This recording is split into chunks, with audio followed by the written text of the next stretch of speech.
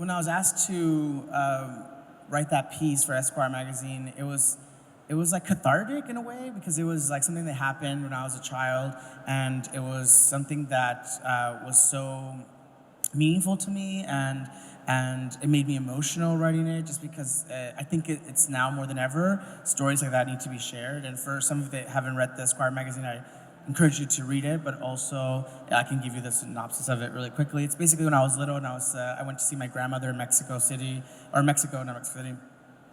brought my Tonka truck to play with the neighborhood kids, because my mom said, kids down there aren't as lucky as you are, they're not as privileged, so come and share your toys with them and be nice to everyone. And I was like, absolutely. I was so excited to make new friends, and I brought my Tonka truck with me, and I went to the neighbor's house. So when I was little, I was pretty outgoing and flamboyant, and so I never saw anything wrong with that, because no one told me that was wrong, but I was entering into a very machismo culture, and I didn't know that. And so I went in being myself, and then people picked up on my mannerisms, and they were like, oh, okay.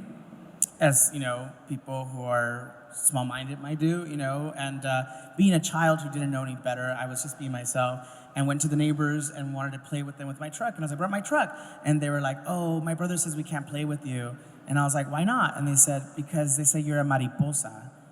And that's a negative, derogatory way of calling someone gay, or the F word, right? And I didn't know that. And I was like, what? Mariposas? What's wrong with that? They're pretty, they fly, what's wrong?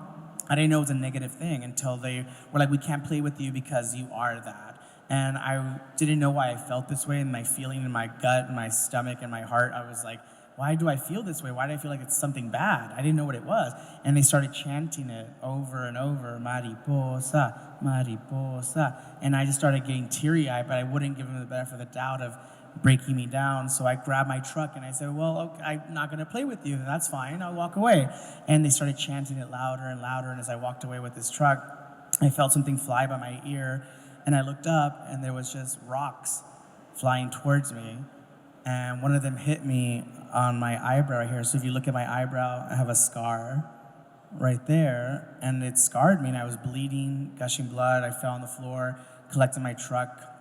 I was covered in dirt, and I went over to my mom, and I said, they call me Mariposa, Mom. Why did they call me Mariposa?